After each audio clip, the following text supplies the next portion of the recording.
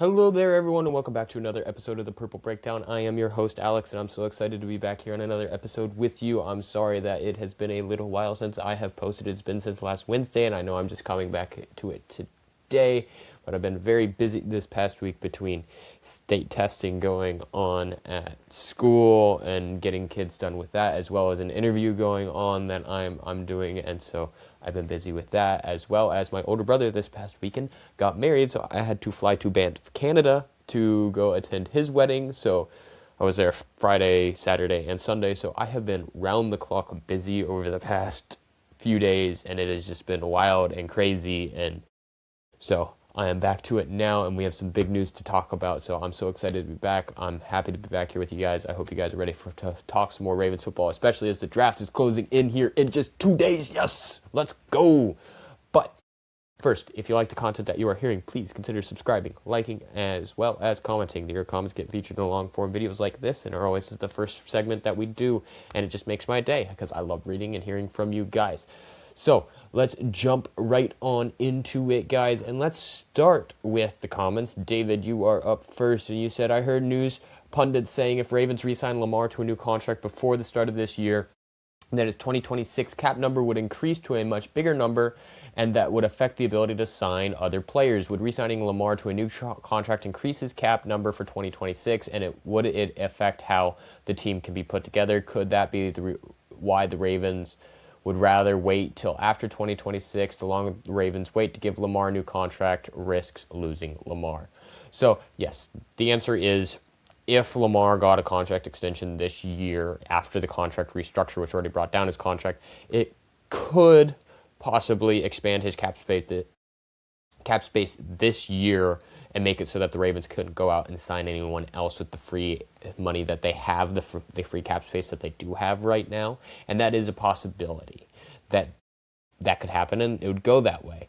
But they could also work it in such a way for the contract to Lamar that this year stays at its current value, and then next year he gets paid the extra, and so on and so forth, and spread the remaining out over the remaining years. And so they can do it that way as well. There's other ways of getting around that and going around that. But I 100% agree with you when looking at it.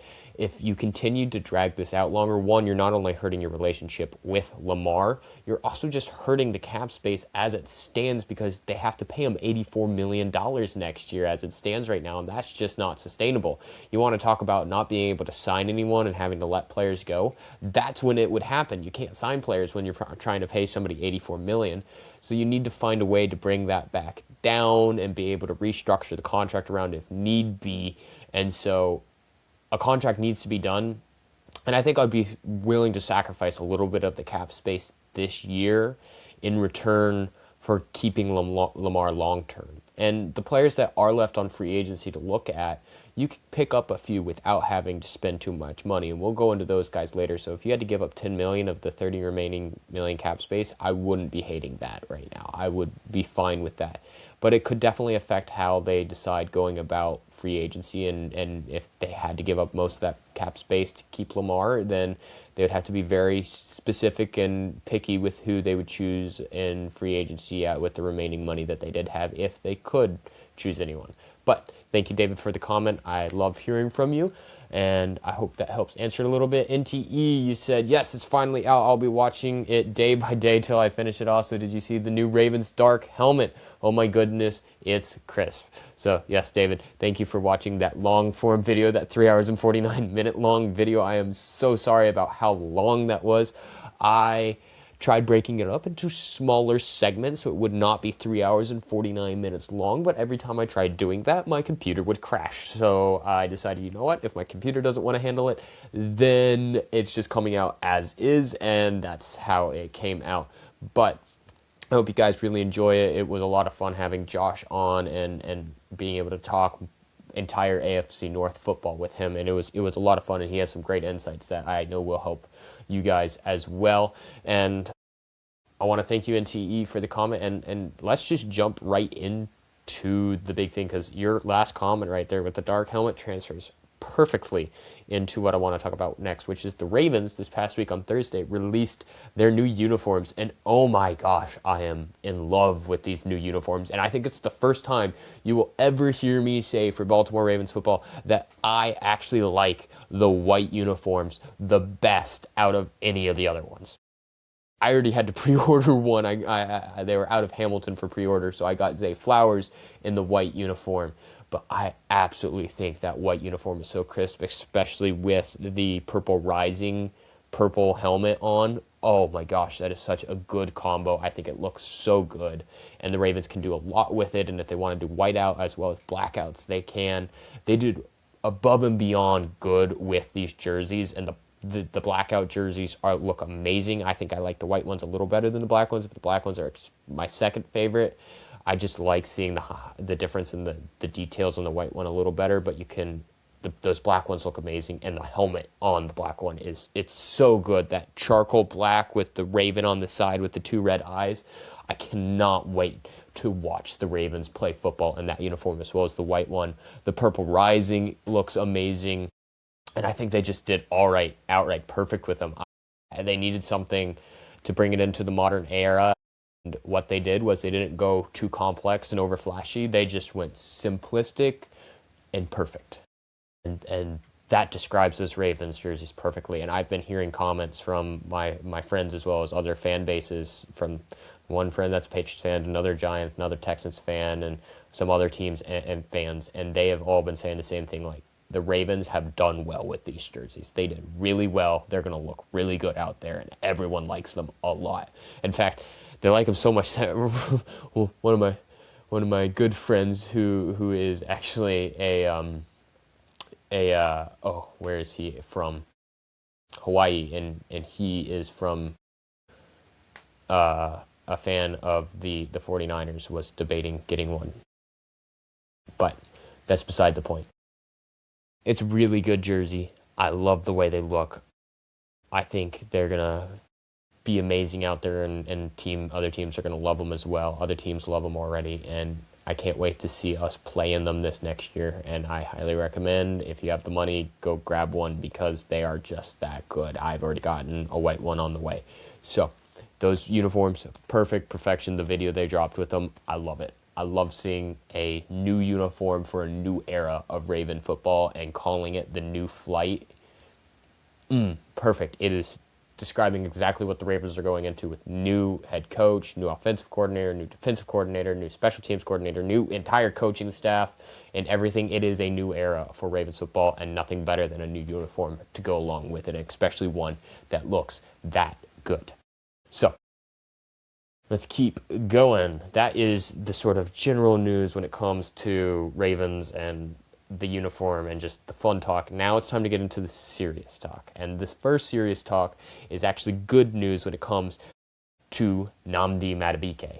Now, remember a few weeks ago, that they were talking about growing optimism within the facility for Madubuike playing this next year, and then the president as well as some others within the facilities came out and said, no.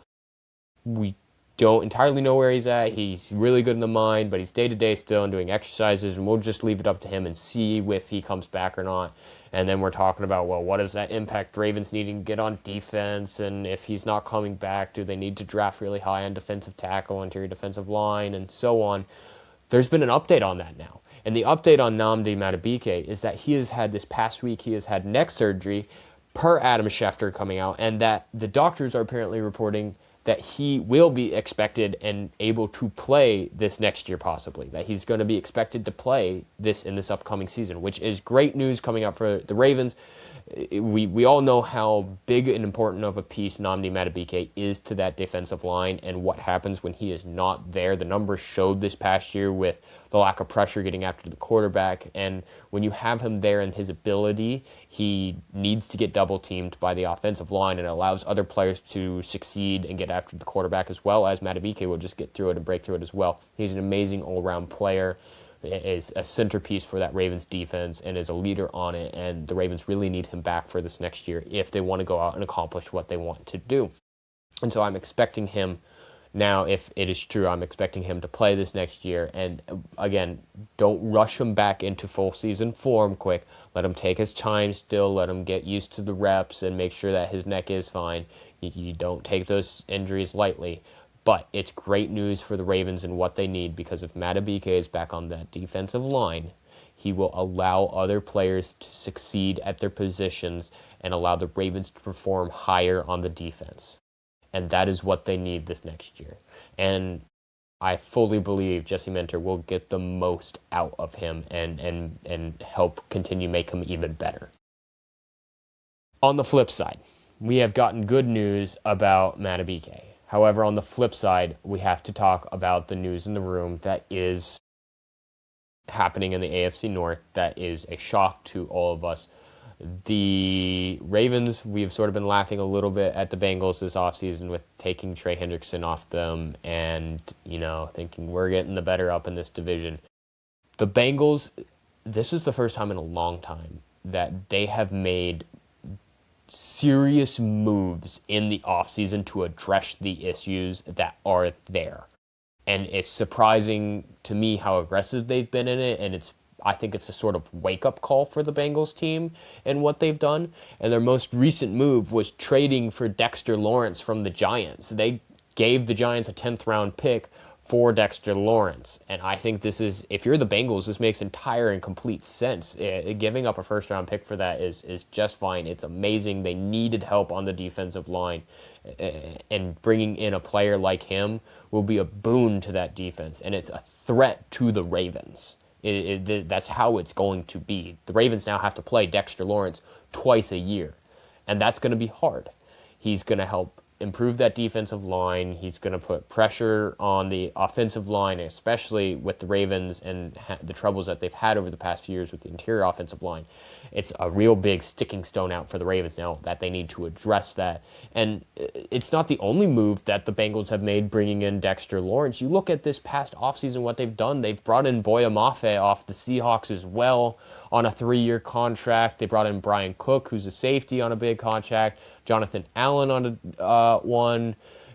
And they are continuing to go out there and make more and more signings. And now, yes, did they have some pieces leave, like Trey Hendrickson, Geno Stone, and others, and Osai on the edge. And so they needed these pickups, but they've done really well with the signings that they have made. And I think when looking at the AFC North now, and I know Josh and I talked about this already, that it's probably a battle between the Bengals and the Ravens for the AFC North. It is now truly a tough battle between the Ravens and the Bengals for the AFC North. If this defense for the Bengals starts to gel together and with the talent they've just infused into it, and if they can make a good draft class. Now, they've lost their first-round pick, but I feel like that's okay with this draft, especially where they were at 10 there. Debates at which way they could have gone and whether or not it was really worth picking there or trading back. And doing this gives them a great player. Essentially, their first-round pick is essentially just how I said Max Crosby is our first-round pick when we traded for him and then reneged on it. That same concept applies right now to Dexter Lawrence getting brought to the Bengals. Dexter Lawrence is essentially their first-round pick, which is an amazing pickup for them, and they can rework his contract any way they want, but he will perform well. You have a proven player that, when healthy, will be a Pro Bowl level talent on that defense. You have other additions like Mafe being brought in, and this sort of expectation that he can perform even higher than what he has done at the Seahawks. And then if they can draft right in the second and third and fourth and find maybe not pieces so much of, entirely we are looking for the best players at every single position, they're all going to be starters, but looking for really great depth and a good linebacker that can start, that Bengals defense all of a sudden looks really threatening. And it could be a thing that will be a thorn in the side of the Ravens. And so the Ravens need to take this Bengals team as a serious threat, not just on the offense anymore, but need to start taking their defense as a threat. And they need to adjust accordingly. And this is where that interior offensive line for the Ravens, I think, needs to take a priority now, especially with what the Bengals have done in this offseason, that the Ravens need to take a hard focus and look at that. And I think Logan Jones needs to be the expectation at center. And if Emory Jones Jr. is not going to be the next piece to step up and be able to help shore up that interior offensive line at the guard there, then they need to make in the first or second, a pick needs to be made at guard to add depth there or add pressure to try and find a guard that will be able to stand up to that pressure and perform to the expectations of what plays as Raven. And so the Ravens have work ahead of them now based off what the Bengals have done. The Bengals have felt the urgency and are going there. The Ravens have felt it as well. We're making our moves, and the Ravens cannot stop with just the draft. They need to look further than the draft. And the one advantage the Ravens have over the Bengals in this draft is the Ravens have a lot of picks to work with, so the Ravens can go after a lot of different things. And again, maybe not find all right starting caliber at every single pick that's going to be the best out there, but can find good rotational players that add depth to it and one or two starter that can come out and make big impact and then add depth. So this next year, and I mean next year's draft is expected to be amazing and every pick is going to be premium. That's when you add in more. Josh referred to it great on the last episode, really good. It's the meat and potatoes this year. You got to have your meat, potatoes, vegetables before you can have your dessert next year. And the Ravens have enough talent that if you can add in those rotation pieces behind the talent and then pick up some more starters next year as some of the older guys go out, the Ravens will be set up perfectly for the future. But they need to look beyond just this year's draft and also at the free agent market after the draft this year and still continue to pick up pieces where they need it. DJ Reader is still available for defensive line. I think he needs to be a pickup for the Ravens at this point, after the draft at the very least, so that the Ravens can add depth to that defensive line, especially the interior of the defensive line, and take a little bit of the pressure off Madubuike, as well as either going out and trying to target a guard or a center in free agency or any other wide receiver that they can. And there's pieces still left out there. They need to make those targets. The Ravens are going to have an interesting first few picks in the draft this year as well. I mean, the draft is only 2 days away. I can't with certainty guarantee which way they will go in the draft. It can go either which way. I'm a personal believer going Kenyon Sadiq or Jordan Tyson now in the first round. I think I continue to lean more towards Kenyon Sadiq, especially with how the Ravens operate out of 13 personnel and 12 personnel and with those heavy tight end formations. And when you look at how the defenses play in the league this year with too high so much and forcing you to try and play precisely and underneath and try and make your way up and forward the field, and Kenyon will work so well into that, and how the Ravens do that 12 and 13 personnel works so well in that, especially with the Ravens running game. And I think it could work really well for the Ravens, especially in the AFC North, where tight ends perform exceptionally well. And then in the second round, I look towards a heavy guard to help, and in the third round, center Logan Jones, or you go wide receiver there if you didn't already grab one.